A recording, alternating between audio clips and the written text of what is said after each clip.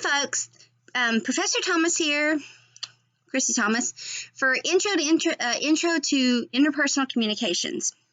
This mini lecture follows along with the chapter over managing relationship challenges. So the first little bit that we're going to go over in this mini lecture video is the different expectations in relationships, and they're socially based and relationship specific expectations. So the first one, which is the socially based, let me kind of interject here. Excuse me when you see me looking off screen, my book's over here, so it's I have my highlighted info and my written and stuff. So, ignore when I start looking off the screen and ignore the world behind me. This is my catch-all craft room that I work out of. So it's the one that I can kind of hide away so you don't hear my kids in the background screaming craziness. And if you have kids, you understand that loveliness. So back to it. Socially based expectations are, we all have expectations on what it is to be a friend, a good friend, a best friend, or we also have expectations on how we should be treated by our significant others. So that's what we're talking about with socially based expectations.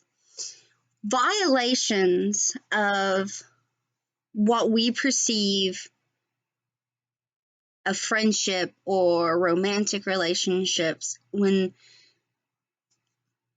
violations of socially based expectations occur, emotions of uncertainty and distrust and anger and hurt are produced. Now, because of this, you might sit down and reassess the friendship or the intimate relationship, and from there you may choose to dissolve or terminate, or you may choose to change your own expectations of a friendship or romantic interest. Like, what are your ideals? They may change. And I say that the book gives the example, if a value of a good friend to you is someone who loans money, but you have a friend that continuously denies loaning out money, that it might change you to remove that trait from a good friendship. That's what we're talking about when reassessing your own ideas of, your levels of friendship or intimacy, with romantic partners. Excuse me, a little tongue-tied here. And then you get past this point, whether you reassess your own goals or if you've chosen to, terminate or de-escalate the friendship as well. De-escalate. Maybe you don't hold them in high regards. This is my bestie. Maybe we're just acquaintances. If you choose to move forward, perhaps you inform the other party of what's happened. Hey, I'm always there for you. Anytime you call, anytime you text, any direct messaging, I'm always there. But when I try to reach out to you, you're never there. So that's an example of moving forward. You bring up what it is you're looking, what it is your expectations were, how they were not met. And then you proceed to move forward in okay, so if we want to continue and maintain, we need to, or I need to, or someone needs to, this needs to happen. A needs to happen for B, for C. That's what we're talking about here. And this is underneath socially based expectations. Okay. So now let's move into relationship expected expectations. You and your partners develop a set of implicit and explicit expectations and understandings that are specific to your relationship. So all relationships are unique, all are different, and we all have implicit and explicit. Now let's break that down a little bit more, shall we? So implicit understandings, this represents an unspoken contract between partners about the relationship. All right, so implicit is unspoken. Let's start with implicit breakdown. Both implicit and explicit can create a various of responses and emotions if there's been a violation of that understanding. So we're breaking down implicit first.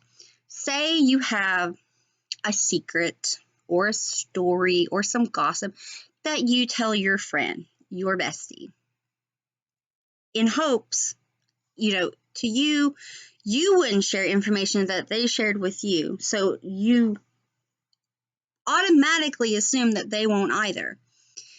So that's the implicit. It's not spoken out loud. You've not said, hey, don't tell anyone. This is just between us type situation.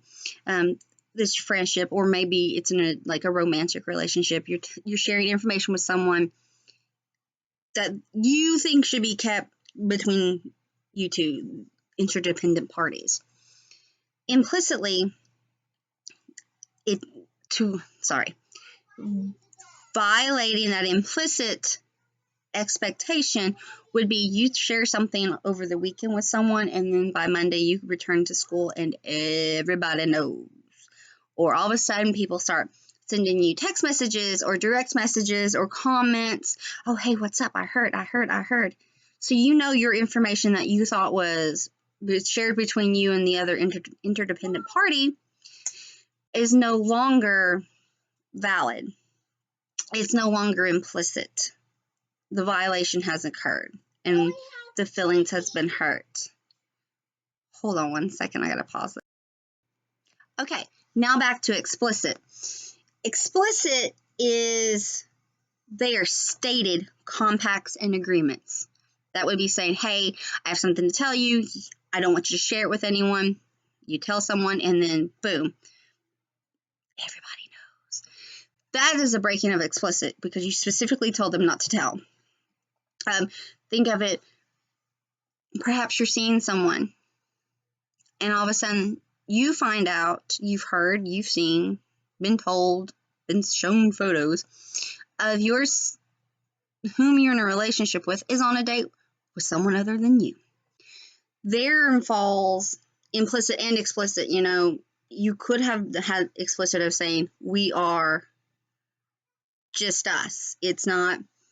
We're not in an open relationship. We're in a monogamous relationship. So that's the explicit. You verbally said it out loud. Both parties have agreed. Yes, we are in this relationship, just you and I. And implicit would be too, I trust you. The trust is there implicitly. So if they're seen on this date, the violation of both implicit and explicit has happened. A lot so with the explicit. Now, violations of the implicit and explicit, the various your level of emotions connected are specific to that incident, just like everything else is specific to your incident. How deep was the relationship? How much was the hurt? Okay, so violations of our expectations are called failure event. This is just the breaking of our expectations we have in relationships. So there's severities.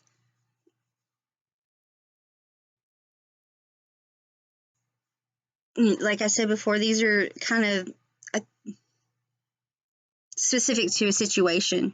Some cases aren't as severe, and it could just be misunderstandings or miscommunications, and some are extremely severe. The book then starts to talk about how we respond to failure events. The first thing the book goes over is responding with a discussion. So within responding with a discussion, there is a reproach. A reproach is a message that indicates an expectation has been violated pointing out a failure event. So the reproach is where it is verbally, hey, you hurt me by telling them my secret. Hey, you hurt me by going on a date with someone else. Those are kind of higher on the extremes, It could be, hey, you were late. We had a meeting at 5 o'clock and you showed up at 5:15. Or, hey, class starts at 10 o'clock. You show up at 10:30 with a iced coffee in your hand. You have not as extreme cases to minor violations or minor failure events. But the reproach is when it's verbally said out loud, this happened, I'm not happy. All right, that's fine. Your response to the reproach is called an account. Now, there's about 5 forms of accounts. Break it down, there's apologies. Okay, wait a minute, before we break down the 5 different forms. The book says there's a relationship scholar from the name Frank Finkham. I hope I pronounced his name correctly. That has postulated that if you offer apologies or are sincere, you get more of a positive reaction than if you were to wait for the reproach and then have the account. So by acknowledging first before it's brought to your attention, there's more of a positive outcome. Now I can break it down more. So the 5 counts of apologies. Apologies is where there is an admission of a failure event has occurred, an acceptance of responsibility, and expression of regret. So let's say you're late for a meeting, you're late for a date, you're late for just hanging out with friends, whatever the case may be, you're 10, 15, 20, 30 minutes late. Upon getting to the meeting point, you immediately say, oh, hey, I'm sorry, I was late. No excuses. I'm late. It's not working.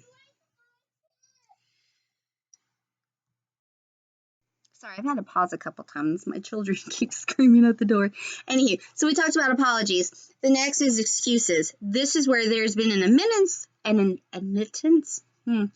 a failure event, coupled with the contention that nothing could have been done. So what do I mean? Oh, hey, I'm sorry, I'm late. Traffic was crazy. I was backed up. Or, hey, I'm sorry, I lost track of time. Or, hey, I'm sorry, I was late. I was having some car issues. Or, hey, I was late. I have kids. The kids, couldn't find a shoe, couldn't find a sock. If you have children, you understand that. You probably should start about 12 hours before you're supposed to be somewhere. I joke because that's what I always say about myself, holidays with family. I'm like, I'm sorry, took the kids.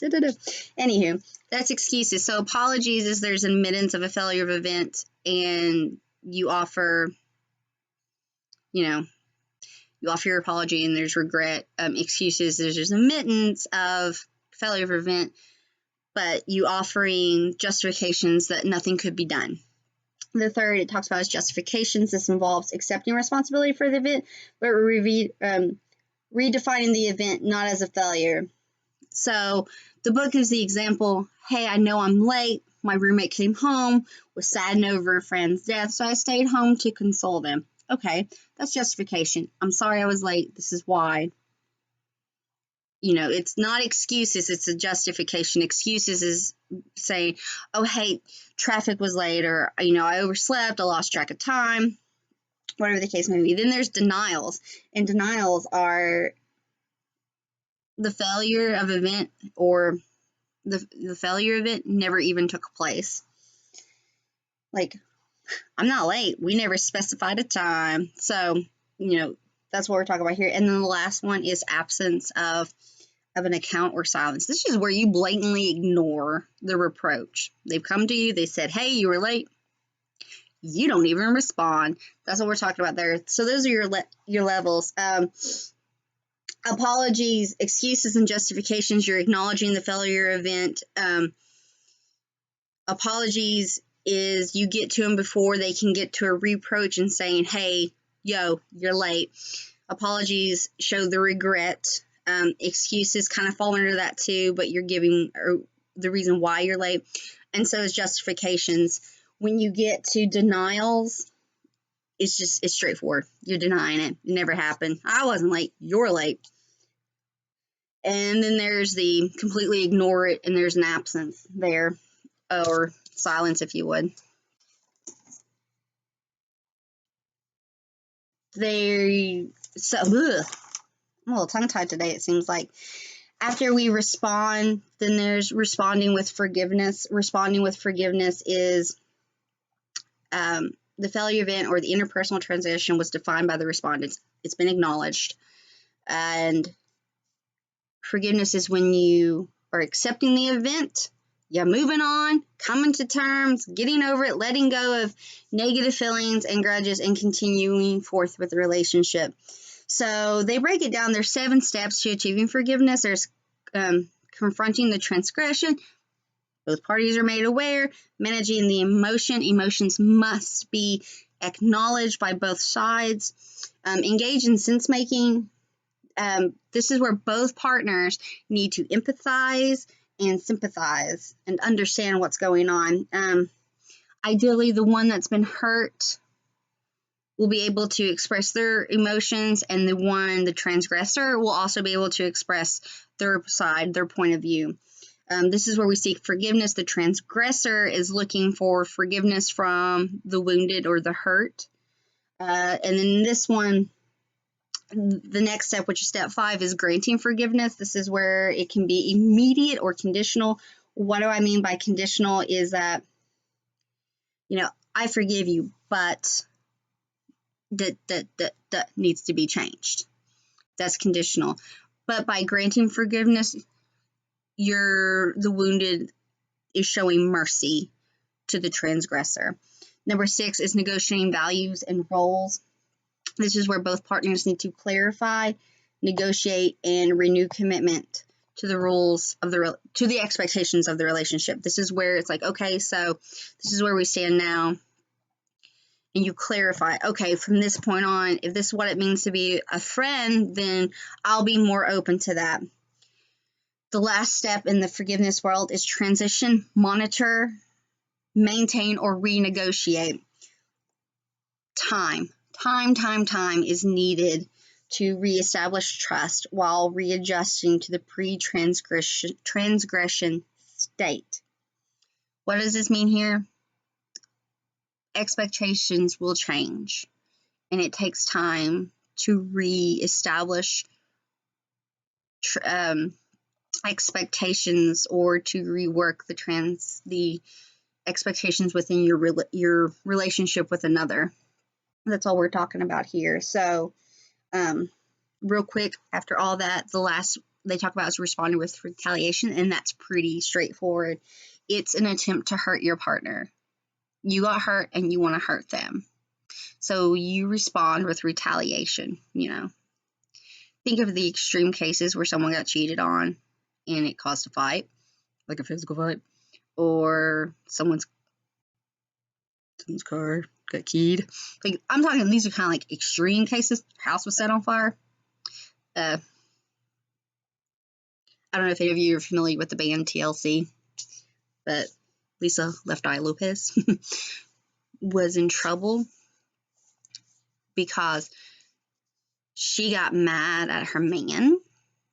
This is me loosely telling the story. You may be a big TLC fan, and I hope I'm not butchering it, but the exact reasons I cannot recall at this moment.